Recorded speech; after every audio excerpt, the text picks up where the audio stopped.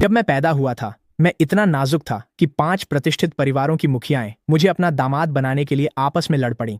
मेरी माँ के पास मानने के अलावा कोई विकल्प नहीं था। मैं अपनी 22वीं सालगिरह पर 5 प्रतिष्ठित परिवारों में से एक दुल्हन चुनूंगा। सबको लगा मैं सिल्विया को चुनूंगा, जिसे मैं पा ना सका, पर मैंने अपनी प्रतिद्वंद्वी लूना को चुना। पिछली जिंदगी में सिल्विया को चुनने पर शादी से पहले उसका विमान क्रैश हो गया और उसकी लाश कभी नहीं मिली। मैंने 20 साल तक पागलों की तरह उसकी तलाश की। फिर एक बरसाती रात मैंने उसे देखा, जिसे मृत समझा था। वह दीवार से लगी लियो को चूम रही थी। एलेना और सेरेना पास ही खड़ी उन्हें देख इंतजार में थीं। उनके अलग होते ही महिलाएं लियो को कोट पहनाकर फल थमा देती हैं। एक बुदबुदाती है, इतना लंबा चूमा कि होंठ सूज गए। लियो, सिल्विया संग विदेश रहो, हम जेवियर को उलझाए रखेंगे, वह तुम्हें नहीं ढूंढ पाएगा। तभी सब साफ हो गया। सिल्विया बहुत पहले ही लियो के लिए गिर चुकी थी। उसने लियो संग भागने को अपनी मौत का नाटक रचा और बाकी तीनों भी लियो की दीवानी हैं। उनकी मुस्कान और इकरार बस एक दिखावा था, ताकि मैं उलझा रहूं और उनके असली प्यार के रास्ते में कभी ना आऊं। सच्चाई जानते ही मैं भागता हूं और कार के सामने आ जाता हूं। वे चारों दूसरी ओर से मुझे मरते देखते हैं। मेरे पास आने वाली इकलौती इंसान लूना है, मेरी पुरानी दुश्मन, जिससे मैंने हमेशा बेरुखी दिखाई। वह मेरी कब्र के सामने खड़ी है, उसकी आंखें लाल हैं। फिर एक आवाज मुझे वापस खींच लाती है, जेवियर, क्या तुम अब भी सुन रहे हो? मैं धीरे धीरे गहरी सांस लेता हूँ। मेरी उंगलियां हल्के से कांपती हैं। माँ, मेरा फैसला है। 22वें जन्मदिन पर मैं लूना को अपनी दुल्हन घोषित करूंगा। कृपया उसे जल्द घर लौटने को कह दें। मैं रुक जाता हूँ। मेरी आवाज धीमी लेकिन दृढ़ है। आप और पापा को खुद जाना चाहिए, वरना शायद वह नहीं आएगी। मेरी माँ मेरी वजह नहीं समझती, लेकिन वह हमेशा मुझे मेरी मर्जी करने देती रही है। वह लंबी सांस लेकर बोली, ठीक है, अगर तुम जिद करते हो तो हम कल स्विट्जरलैंड निकलेंगे। फोन काटकर मैंने चैन की सांस ली। मैं ऊपर जाकर अपनी अलमारी का गुप्त हिस्सा खोलता हूँ। अंदर 4 खूबसूरती से सजे गिफ्ट बॉक्स रखे हैं। सिल्विया का डायमंड नेकलेस, एलेना की लिमिटेड एडिशन घड़ी, सेरेना की नीलामी में खरीदी गई पेंटिंग और एवा का कस्टम परफ्यूम। हर एक कीमती और मेरी पिछली जिंदगी का हर एक झूठ। मैं उन्हें अपनी बाहों में समेट लेता हूँ। मैं बिना पीछे देखे बाहर निकल जाता हूँ। मैं अभी अभी बगीचे तक पहुंचा ही हूँ कि एक जानी पहचानी आवाज सुनाई देती है। लियो की आंखें लाल हैं, उसकी आवाज भावनाओं से भरी हुई है। सिल्विया, युवा मालिक का 22वां जन्मदिन आने ही वाला है। वह तुम्हें बहुत पसंद करता है। वह जरूर तुम्हें ही चुनेगा। तुम जल्द ही किसी की पत्नी बनने वाली हो। मैं अब तुम्हारे साथ यह सब नहीं कर सकता। युवा मालिक ने मेरी पढ़ाई का खर्च उठाया और उसकी पीठ पीछे मैं तुम्हारे प्यार को खुद के लिए लेता रहा। मैंने उसके साथ बहुत अन्याय किया है। वह सिर झुका लेता है। उसकी आवाज लगभग खो सी जाती है। तुम देश के सबसे शक्तिशाली परिवारों में से एक की वारिस हो। मैं तो बस एक गरीब छात्र हूं, जो सिर्फ सी परिवार की दया से पढ़ाई कर पाया। हमें भूल जाओ, सब कुछ भूल जाओ। मेरे कदम रुकते हैं। पास ही चारों महिलाएं लियो और सिल्विया को घेरे हुए हैं। सिल्विया लियो की कलाई थामती है। तुम्हें जाने किसने दिया? वो मुझे चुने, तब भी मैं सिर्फ तुमसे प्यार करती हूँ। डरो मत, मैंने सब तय कर लिया है। अगर उसने मुझे चुना तो शादी से पहले मैं प्लेन क्रैश करवा दूंगी। मैं सब छोड़ तुम्हारे साथ भाग जाऊंगी। लियो, एलेना रूमाल देते हुए बोली, एक बार तुम भाग गए तो हम जेवियर को उलझाए रखेंगे। वो तुम्हें नहीं ढूंढ पाएगा। सेरेना हल्की हंसी के साथ जोड़ती है, बस सिल्विया के साथ शांति से जाओ। हमारे रहते तुम्हें डरने की जरूरत नहीं है। एवा की आवाज गर्मजोशी और दुलार से भरी है, लेकिन लियो अपने होंठ काटता है। उसकी आंखें चमक रही हैं। अगर युवा मालिक को पता चला तो वह टूट जाएगा। चारों महिलाएं एक साथ बोल उठती हैं, हम सिर्फ तुम्हारी परवाह करते हैं। वह जिए या मरे, हमें कोई फर्क नहीं पड़ता। मैं पेड़ के पीछे स्थिर खड़ा हूं। ऐसा लगता है जैसे कोई अदृश्य हाथ मेरे दिल को जकड़कर दबा रहा हो। मैं जीऊं या मरूं, उन्हें फर्क नहीं पड़ता। उन्होंने ये साबित कर दिया था। मैं भावहीन चेहरा लिए तोहफों के साथ आगे बढ़ता हूं। मेरे जूते पत्थरों पर आवाज कर रहे हैं। युवा मालिक, लियो का चेहरा पीला पड़ जाता है। वह मेरी ओर भागता है। आप यहाँ क्या कर रहे हैं? मैं उसकी ओर देखता तक नहीं। कचरा फेंक रहा हूँ। मैं मदद करता हूँ, कहते हुए उसने डिब्बे थाम लिए। शी परिवार ने मेरी यूनिवर्सिटी फीस भरी थी। मुझे कर्ज चुकाना है। जरूरत नहीं, मैंने कहा। औपचारिकता मत करो। बहस के बीच अचानक लियो का संतुलन बिगड़ गया। उसकी उंगलियां मेरी बांह थामती हैं और हम पास के तालाब में गिर जाते हैं। बर्फीला पानी हमें निगल लेता है। मैं तैरना नहीं जानता। मैं बेतहाशा सतह की ओर हाथ पैर मारता हूँ। चारों महिलाएं पानी में कूदती हैं, पर मेरे लिए नहीं। वे लियो तक पहुंचने की होड़ करती हैं और मैं डूबने लगता हूं। नाक में पानी भरते ही मैं देखता हूं कि सिल्विया लियो को बाहर खींच रही है। एलेना जैकेट उतारकर लियो पर लपेट देती है। सेरेना उसके सीने पर दबाव डालती है। एवा इमरजेंसी नंबर डायल करती है। फिर सिल्विया लियो का चेहरा अपने हाथों में लेती है और अपने होंठ उसके होंठों पर रख देती है।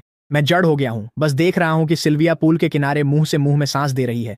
ठंडा पानी मेरे बालों से टपक रहा है, लेकिन मेरे अंदर की ठंडक के सामने ये कुछ भी नहीं है। अपनी पिछली जिंदगी में सिल्विया हमेशा ठंडी और दूर दूर रहती थी। जब भी मैं उसे छूता, वह बार बार अपने हाथ धोती थी। मुझे लगा उसे बस सफाई पसंद है और वो मर्दों से दूर रहती है। लगा कि मैं उसका दिल जीत लूंगा, पर अब सच जान गया हूं, उसका कोई और था जिससे वो प्यार करती थी। मैं उसकी नजरों में कभी था ही नहीं। पूरी ताकत से पूल के किनारे पहुंचने की कोशिश की, नाखून जमीन में धंस गए। मर नहीं सकता। मुझे लूना से शादी करनी है। पास ही सिल्विया लियो से अलग होती है। 2 बार खांसकर वह आंखें खोलता है। सिल्विया के चेहरे पर राहत दिखती है। वह उसे सीधा बैठाकर कहती है, चलो अस्पताल चलते हैं। वह मुड़कर बिना देखे कांपती हुई चली गई। तभी बाकी तीनों का ध्यान गया कि मैं जमीन पर घिसट रहा हूं। एलेना सबसे पहले मेरी तरफ दौड़ी। आज उसने पीली ड्रेस पहनी हुई है। अराजकता के बीच भी उसमें सहज गरिमा झलकती है। सेरेना और एवा उसके पीछे पीछे आती हैं। जेवियर, क्या तुम ठीक हो? एलेना मुझे संभालने के लिए हाथ बढ़ाती है। बहुत अफरा तफरी थी। हमने लियो को तुम्हारे लिए समझ लिया। सेरेना जल्दी से जोड़ती है। एवा मुझे एक तौलिया देती है। हाँ हाँ बिल्कुल, पानी बहुत गंदला था, हम तुम्हें पहचान नहीं पाए। मैं तौलिया लेता हूँ। मेरी उंगलियों के सिरे बर्फ जैसे ठंडे हैं। कितना बेहुदा बहाना है। स्विमिंग पूल पूरी तरह से साफ है। कोई तरीका नहीं है कि वे हमें लेकर भ्रमित हो गईं। हम साथ चलेंगे, एलेना धीरे से बोली। मैं उनकी बेचैनी देख सकता हूँ, जिसे वे छिपा नहीं पा रही। वे मेरे साथ जाना नहीं चाहती। वे बस लियो से मिलने का बहाना चाहती हैं। जरूरत नहीं है। मैं तौलिया वापस फेंक देता हूँ। मैं ठीक हूँ। ये स्वीकार्य नहीं है, सेरेना कहती है। तुम पूरी तरह भीग गए हो। अगर तुम्हें सर्दी लग गई तो मैं उसकी बात बीच में ही काट देता हूँ। अगर तुम्हें अस्पताल जाना है तो खुद ही जाओ। तीनों एक दूसरे की ओर देखते हैं। एवा फिर से कोशिश करती है। हम में से कोई घायल नहीं है, हम क्यों जाएंगे? कृपया नाराज मत हो। हमने सच में तुम्हें उसकी जगह समझ लिया था। हम काम से छुट्टी ले लेंगे। अगले कुछ दिनों तक तुम्हारे साथ रहेंगे। इसे गलती की भरपाई समझ लो। मैं कुछ नहीं कहता। मैं मुड़ता हूँ और वहां से चला जाता हूँ। मेरे भीगे हुए कपड़े मेरी त्वचा से चिपक गए हैं। कदम भारी है, पर मैं रीढ़ सीधी रख पीछे नहीं देखता। आने वाले दिनों में तीनों महिलाएं मुझे मनाने की हर कोशिश करती हैं। एलेना पेरिस फैशन वीक से सीधा नया कुर्तियोर सूट भेजती है। सेरेना एक दुर्लभ गुलाबी हीरे का हार एयरशिप से भेजती है। एवा बस एक लिमिटेड एडिशन स्पोर्ट्स कार मेरे दरवाजे पर भिजवा देती है। जेवियर, आज रात एक नीलामी गाला है। एलेना हल्की मुस्कान के साथ एक निमंत्रण आगे बढ़ाती है। मुझे तुम्हें ले जाने दो, इससे तुम्हारा ध्यान बंट जाएगा। मैं उनके उत्सुक चेहरे देखता हूँ और मन ही मन हंसता हूँ। स्थान अद्भुत है। जहां तक नजर जाए सोना और कांच ही कांच है। मैं आराम से अंदर चलता हूँ, फिर अचानक रुक जाता हूँ। बहुत खास लोगों के सेक्शन में सिल्विया ध्यान से लियो को उसकी सीट तक पहुंचा रही है। उसका सिलवाया हुआ सूट उसे तेज और लंबा दिखाता है। वे बादाम जैसी आंखें, जिन्होंने कभी मुझे मोहित किया था, अब उनमें सिर्फ उसके लिए कोमलता भरी है। सिल्विया मुझे देख लेती है। उसकी भौहें सिकुड़ती हैं और वह मेरी ओर बढ़ती है। उसकी आवाज किसी बिजनेस डील जैसी ठंडी है। तुम्हारी माँ ने दुल्हन चुनने की बात की थी, है ना? मैं उसकी दूर की निगाह से मिलता हूँ। पता है तुम मुझे चाहते हो, पर मैं नहीं। वह बिना मुड़े चली गई। लियो के पास वैसे ही लौटी जैसे किसी कीमती चीज की रक्षा हो। एलेना पास आकर मेरे कंधे पर हाथ रखती है। जेवियर, सिल्विया नहीं जानती वह क्या खो रही है। कोई तो तुम्हारी कदर करेगा। सेरेना अपना चश्मा ठीक करती है। उन लेंसों के पीछे उसकी गर्मजोशी भरी मुस्कान बहुत सच्ची लगती है। बिल्कुल सही, हम तीनों तुम्हें पसंद करते हैं। हम हमेशा तुम्हारे साथ रहेंगे। एवा एक गुजरते वेटर से शैंपेन का गिलास लेती है और मेरे हाथ में थमा देती है। उसके चेहरे पर चिंता साफ झलक रही है। एक घूंट लो जेवियर। उन बातों के बारे में मत सोचो जो तुम्हें दुख देती हैं। मैं इन तीनों महिलाओं को देखता हूँ, जिनकी आंखों में प्यार सा झलक रहा है, और खुद पर हंसते हुए मुस्कुरा देता हूँ। मैं ठीक हूँ।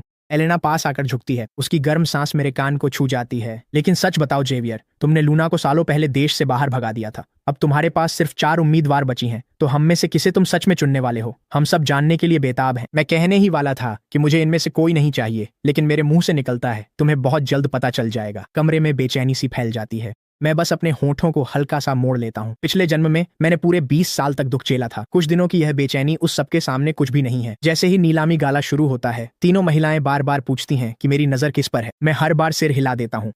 इसी बीच सिल्विया हर उस चीज पर बोली लगाती है जिस पर लियो की नजर पड़ती है। एक हीरे का हार, एक प्राचीन पॉकेट वॉच, एक जेड की कंगन। मैं सब कुछ एक नजर में देख लेता हूँ। अब ये सब मुझे वैसे नहीं छूता जैसे पहले छूता था। मेरा दिल पूरी तरह शांत है। मैं सामने एक तक देखता रहता हूँ, चेहरा भावहीन, जब तक शाम की आखिरी वस्तु की घोषणा नहीं हो जाती। जैसे ही नीलामी करता लाल कपड़ा हटाता है, मेरी पुतलियां सिकुड़ जाती हैं। ये मेरे दिवंगत गुरु की अंतिम कृति है। वसंत में धुंधले पर्वत, कैनवास पर ब्रश की हर चाल तुरंत मुझे उनके अंतिम दिनों में उनके कमजोर हाथों की छवि याद दिला देती है। मेरी यादों में वह हमेशा स्नेहपूर्वक मेरे सिर पर हाथ फेरते थे और कहते थे, यह पेंटिंग मेरे पूरे जीवन की मेहनत का नतीजा है। अब वह चला गया है। उनकी पत्नी हर दिन रोती रहती है। अगर मैं ये पेंटिंग जीत जाता हूं तो शायद इससे उसे कुछ सुकून मिलेगा। 5 लाख। मैं बिना किसी झिझक के अपना चप्पू उठाता हूं। लियो अचानक सिल्विया की आस्तीन खींचता है। यह पेंटिंग बहुत सुंदर है। सिल्विया ने तुरंत अपना चप्पू उठा लिया। 100 लाख। मैंने अपने दांत भींच लिए। अब 20 करोड़। कीमत लगातार बढ़ती जा रही है। पूरा हॉल एकदम शांत हो गया है। मेरी नजर के कोने से मैं देखता हूं कि एलेना, सेरेना और एवा चुपचाप अपने चप्पू नीचे कर देती हैं, क्योंकि लियो उसे बड़ी चाहत से देख रहा है। कितना विडंबनापूर्ण है। 10 मिनट भी नहीं हुए, उन्होंने कसम खाई थी कि वे मुझे जो भी चाहिए खरीद कर देंगी। मेरे नाखून मेरी हथेली में धंस जाते हैं। मैं फिर से अपना चप्पू उठाता हूँ। 50 करोड़, 80 करोड़, 100 करोड़। आखिरकार सिल्विया जीत जाती है। पैसे देते वक्त उसने मेरी तरफ देखा तक नहीं, मैं सन्न खड़ा रहा। एलेना ने कहा, जेवियर परेशान मत हो, अगर तुम्हें यह पेंटिंग पसंद है तो मैं बैकस्टेज वैसी ही दूसरी ढूंढ कर लाती हूँ। सेरेना बोली, मैं भी चलूंगी। एवा जोड़ती है। मैं गहरी सांस लेता हूँ। मैं अपने सीने में उठती कड़वाहट की लहर को जबरदस्ती दबाता हूँ और सीधे लियो की ओर बढ़ता हूँ, जो सबके बीच एक राजा की तरह खड़ा है। पेंटिंग की कीमत बताओ। मेरी आवाज खौफनाक रूप से शांत है। लियो हल्की सी हंसी छोड़ता है। उसकी आंखों में संतुष्टि की एक झलक उभरती है। तो महान यंग मास्टर को भी कभी कभी भीख मांगनी पड़ती है। वह सिर झुकाकर मासूमियत जताते हुए पलकें झपकाता है। लेकिन पैसा ही सब कुछ नहीं। मुझे ये पेंटिंग नहीं बेचनी, पर अगर तुम्हें चाहिए तो घुटनों पर बैठकर भीख मांगो और मैं दे दूंगा। मेरी सांसें थम जाती हैं। यह चेहरा, जो औरतों के सामने इतना नाजुक और असहाय दिखता है, मेरे सामने आते ही घमंडी और घिनौना हो जाता है। इसी वजह से मैं कभी लियो को बर्दाश्त नहीं कर पाया, न इस जीवन में और न ही पिछले जीवन में। मैं अब भी नहीं समझ पाता कि लोग उसमें ऐसा क्या देखते हैं। मैं अपनी मुट्ठी भींच लेता हूँ। मैंने कहा था कि पैसे की बात नहीं है, लेकिन मैं बस तुम्हें घुटनों पर देखना चाहता हूँ। लियो की मुस्कान चमक रही है। मेरी नजर उस पेंटिंग पर है जो उसने लापरवाही से पकड़ी है। ये मेरे गुरु की आखिरी कृति है, जिसके लिए उनकी पत्नी तरसती है। उसके आंसुओं से भीगा चेहरा याद आते ही मेरे दिल पर एक अदृश्य हाथ कस जाता है। ठीक है, मैं घुटनों पर बैठ जाऊंगा। मैं धीरे धीरे सबके सामने एक घुटने पर बैठ जाता हूँ। ठंडी संगमरमर की सतह मेरी पतलून के पतले कपड़े से होकर चुभती है, लेकिन मेरे भीतर की ठंडक के सामने ये कुछ भी नहीं। जब मैं उठता हूँ, मेरी आवाज खतरनाक रूप से संयमित होती है। अब क्या तुम मुझे यह दोगे? लियो अचानक मुस्कुरा देता है। उस मुस्कान में कुछ सिहरन भरा हुआ है। वह मेरे सामने फ्रेम के दोनों सिरों को पकड़ता है और कैनवास को फाड़ देता है। फटे हुए कपड़े की आवाज शांत हॉल में तलवार की तरह गूंज उठती है। मुझे अचानक गुस्सा आ गया। मैंने उसे थप्पड़ जड़ दिया। तभी सिल्विया की आवाज गरजती है, ये क्या कर रहे हो? लियो चेहरा छिपाकर रोने लगा। मालिक को दोष न दें, मेरी गलती है कि मैं यहाँ आई। उसकी उंगलियां सिल्विया की जैकेट जकड़ लेती हैं और सही मौके पर उसकी आवाज लड़खड़ा जाती है। छोटे मालिक आपको पसंद करते हैं। आपको मेरे लिए ये सब चीजें खरीदते देखकर जाहिर है उन्हें गुस्सा आता है। अचानक लियो ने सिल्विया को धक्का देकर पीछे हटा। तो मुझे पूरी तरह गायब होने दो। वह तेजी से मुड़कर खुद को बड़ी खिड़की की ओर उछाल देता है। सिंह! सिल्विया की चीख पूरे हॉल में गूंजती है, लेकिन तब तक बहुत देर हो चुकी होती है। कांच के टूटने की आवाज और टकराने की भारी धमक मेरे कानों में गूंज उठती है। मैं खिड़की की ओर दौड़ता हूँ। लियो नीचे खून के तालाब में पड़ा है, टूटी तितली की तरह निश्चल, लेकिन उसके होठों के कोने मुस्कान में मुड़ गए हैं। ऐसी मुस्कान जैसे उसे वही मिला हो जो वह चाहता था। सिल्विया पूरी तरह से अपना आपा खो बैठती है। उसकी आंखें लाल हैं। जब वह लियो को खून से बाहर निकालती है, उसकी आवाज पूरी तरह से टूट चुकी है। कोई है, इसे अस्पताल ले जाओ। वह मुझे ऐसे घूरती है जैसे मुझे फाड़ कर रख देना चाहती हो। जेवियर सी, तुम्हें प्रार्थना करनी चाहिए कि लियो ठीक हो जाए। अगर उसे कुछ भी हुआ तो मैं तुम्हें इसकी कीमत अपनी जान से चुकवाऊंगी। अस्पताल के गलियारे की कठोर सफेद रोशनी में समय जैसे थम सा जाता है। एक डॉक्टर घबराकर बोला, मरीज का खून बह रहा है, तुरंत ट्रांसफ्यूजन चाहिए, पर उसका RH नल ब्लड ग्रुप खत्म है। सिल्विया घूमी। उसकी नजरें चाकू जैसी तेज थीं और बॉडीगार्ड्स ने उसे पकड़ा था। तुम्हारा भी ब्लड ग्रुप RH नल है। अस्पताल के बिस्तर पर लियो धीरे धीरे अपनी आंखें खोलता है। मालिक को एनीमिया है, उन्हें खून मत देने दीजिए। क्या ये इसका समय है? तुम अब भी उसकी चिंता कर रहे हो? लियो, तुम इतने दयालु क्यों हो? सिल्विया ने उसका हाथ थाम लिया। उसकी आवाज बेहद नरम हो गई, लेकिन मेरी ओर मुड़ते ही उसकी आंखें बर्फ सी ठंडी हो गईं। इसे पकड़ लो। मुझे जोर से ऑपरेटिंग टेबल पर धकेल दिया जाता है। ठंडी धातु मेरी पीठ से चिपक जाती है। मैं पूरी ताकत से संघर्ष करता हूँ। टांगें बगल में रखी उपकरण रैक को गिरा देती हैं। उपकरण गिरकर टूट जाते हैं। इसे कसकर पकड़ो, सिल्विया चिल्लाई। 3 या 4 बॉडीगार्ड्स मेरे हाथ पैर जकड़ लेते हैं। मेरे बाल बिखर गए हैं। हाथापाई में मेरा सूट फट गया। गला बैठने तक मैं सिल्विया का नाम चिल्लाता रहा। इसमें एक अनजानी बेबसी थी। तुम्हें इसका पछतावा होगा, पछताओगे तुम। सिल्विया की मुस्कान ठंडी है। वह खुद सुई को मेरी नस में चुभोती है। रक्त नली में लगातार बेरोकटोक बहता है। मेरी चेतना धुंधली होने लगती है। एक बेहोशी में मैं अपनी पिछली जिंदगी की उस बरसाती रात में लौट जाता हूँ। चमकती हेडलाइट्स, ब्रेक की चीख और सड़क के उस पार से सिल्विया और दूसरों की ठंडी बेरुखी निगाहें। सिर्फ लूना, मेरी आजीवन प्रतिद्वंद्वी, वह लड़की जिससे मैं बचपन से नफरत करती थी, बारिश में लड़खड़ाती हुई मेरी ओर आती है। वह मेरे टूटे खून से सने शरीर को कांपती बाहों में थाम लेती है। ऑपरेशन टेबल पर मेरे आंसू खून में घुलकर फीके दुखद फूलों की तरह खिल उठते हैं। लूना, तुम कब वापस आओगी?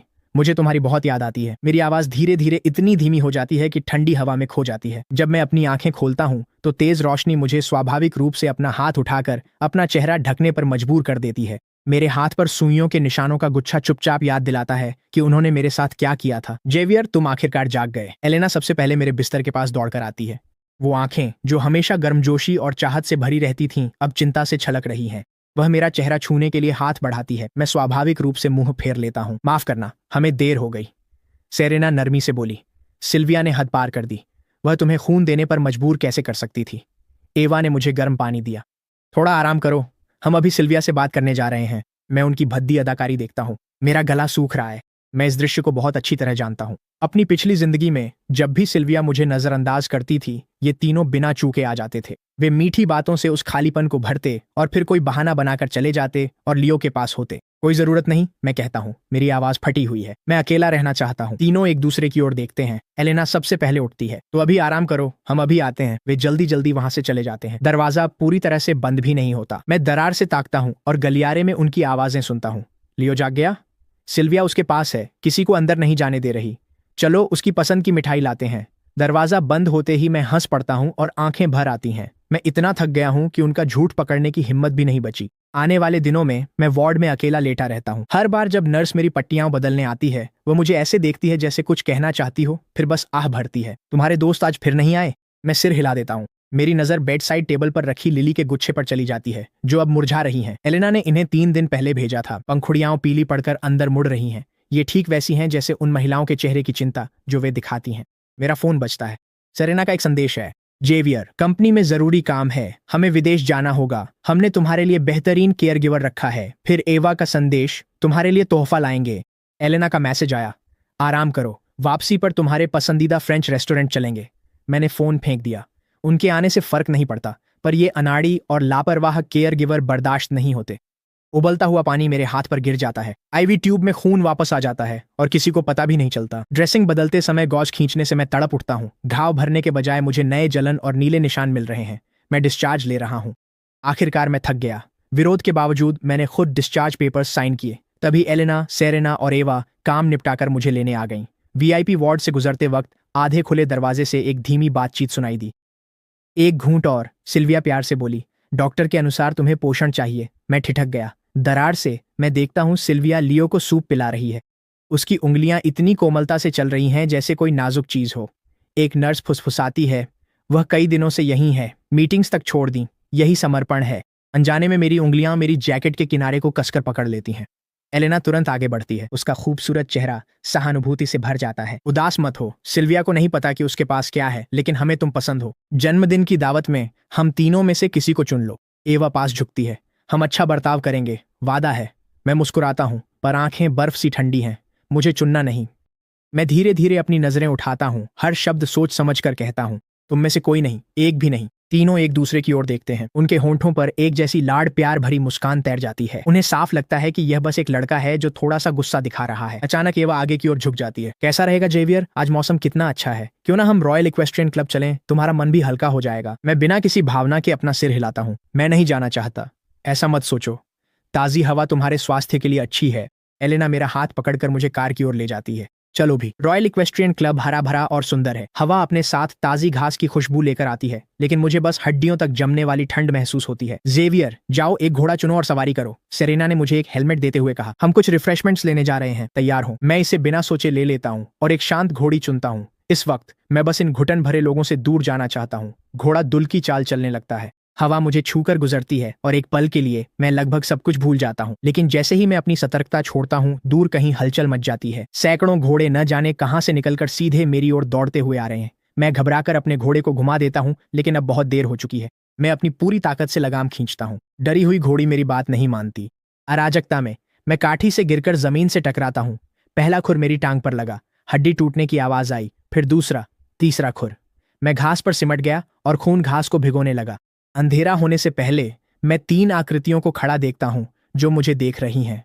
जागने पर तेज रोशनी से मेरी आंखें चुंधिया जाती हैं।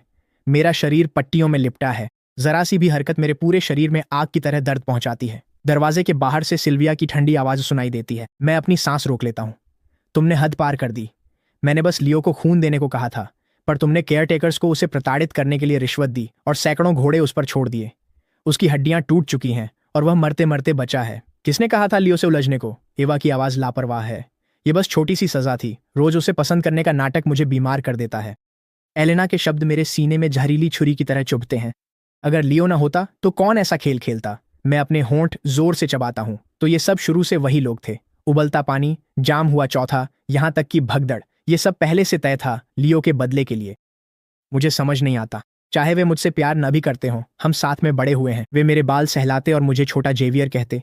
बीमार होने पर वे रात भर मेरे पास बैठे रहते। वे मेरे जन्मदिन के लिए सरप्राइज प्लान करने में अपना दिल लगा देते थे, और अब उस चंद महीनों के जान पहचान वाले के लिए उन्होंने मुझे बर्बाद कर दिया। मैं दरवाजा तोड़ कर जवाब मांगना चाहता हूँ, मैं गला बैठने तक चिल्लाना चाहता हूँ, पर दर्द की लहर मुझे तोड़ देती है। मैं फिर अंधेरे में खो जाता हूँ। आंखें खुलने पर पता नहीं चलता कि कितना समय बीता है। कमरा खाली है, बस मेरे फोन की स्क्रीन की रोशनी है। 3 अनपढ़े संदेश। जेवियर, हमें माफ कर दो, हम तुम्हारी रक्षा नहीं कर पाए। अपनी गलती सुधारने के लिए हम विदेश आए हैं। जल्दी ठीक हो जाओ, जो भी चाहिए हमें बताना, हम ले आएंगे। फोन रख दिया। कुछ महसूस नहीं होता। अब दुखी होने की भी हिम्मत नहीं है। मैं उन्हें देखना नहीं चाहता। मैं उनकी खोखली चिंता का एक और शब्द भी नहीं सुनना चाहता। मैं बस यहाँ अकेले लेटकर ठीक होना चाहता हूँ। लेकिन उसी दिन दरवाजा धकेल कर खोला जाता है। लियो जूतों की आवाज के साथ अंदर आता है। मुझसे उलट वह बिल्कुल स्वस्थ है, जबकि मैं पट्टियों में लिपटा हूँ। सुना है तुम बुरी तरह घायल हो। उसकी आवाज में साफ क्रूरता है। सिल्विया हर दिन मेरे साथ रही, मुझे हाथों से खिलाती और सुलाती है। वह मासूमियत का नाटक करते हुए सिर झुकाता है। और यहाँ तुम हो, कोई तुम्हें देखने नहीं आया। कितना दुखद है। मैं उसे देख भी नहीं सकता। क्या तुम्हें मेरी किसी मदद की जरूरत है? लियो अचानक मेरी टूटी टांग दबाता है। दर्द में मैंने उसे धक्का दे दिया। वह लड़खड़ा कर गिर गया। तुम्हारी हिम्मत कैसे हुई? वह उठकर खड़ा हो जाता है। वह अपने कपड़े झाड़ता है। सिल्विया मुझे अनमोल मानती है। वह मुझे संभाल कर रखती है जैसे मैं खो जाऊंगा। और तुम्हारी हिम्मत कैसे हुई मुझसे ऐसे बर्ताव की? बस देखना। वह गुस्से से मुझे देख दरवाजा पटक कर चला गया। मेरा दिल बैठ गया और घबराहट होने लगी।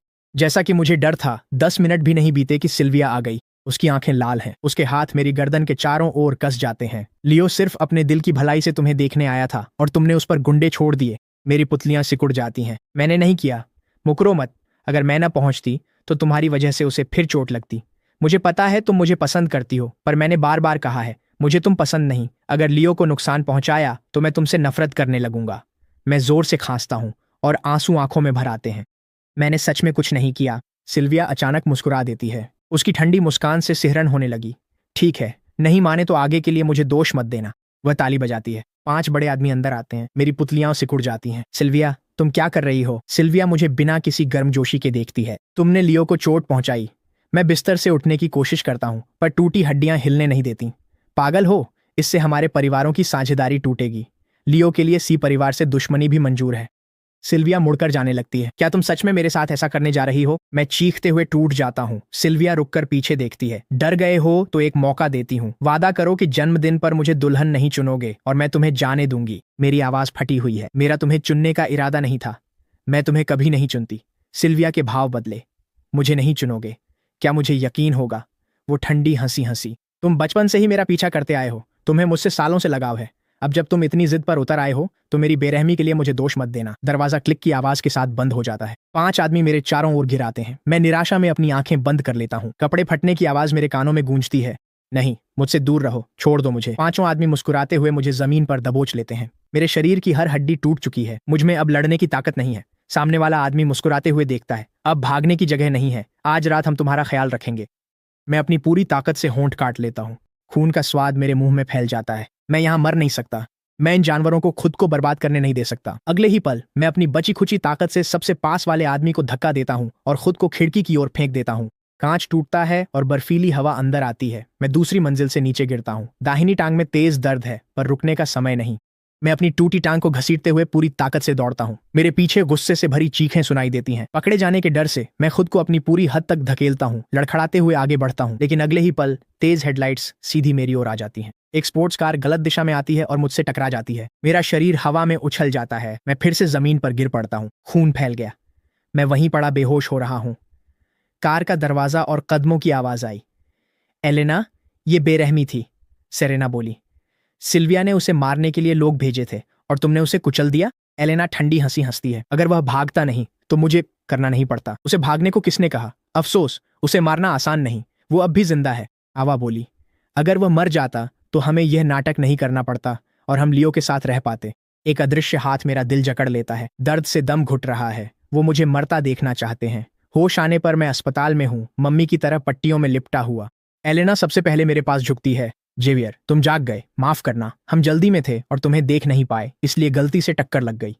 सेरेना मेरा हाथ पकड़ लेती है। उसकी आवाज बहुत नरम है। हमें यह भी पता चला कि अस्पताल में लियो के साथ क्या हुआ था। हमें पता है कि उसने तुम्हें फंसाया है। मैं उन्हें देखता रहता हूँ। मेरी आंखों में कोई जान नहीं है। एलेना धीरे से मेरा हाथ सहलाती है। आराम करो, हम सिल्विया से बात करने जा रहे हैं। इस बार हम तुम्हारे लिए इंसाफ जरूर दिलाएंगे। वे मुड़कर चले जाते हैं। मैं अपनी आंखें बंद कर लेता हूँ। मेरे होंठों पर एक खुद पर हंसने वाली मुस्कान आ जाती है। इस बार मेरी चोटें गंभीर हैं। मैं पूरे 2 हफ्ते अस्पताल में रहता हूँ। जिस दिन मुझे अस्पताल से छुट्टी मिलती है, एलेना, सेरेना और आवा खुद मुझे घर ले जाने आती हैं। विला पहुंचने पर मैं सिल्विया और लियो को लिविंग रूम में पाता हूँ। तुम यहाँ क्या कर रही हो? मैंने रूखेपन से पूछा।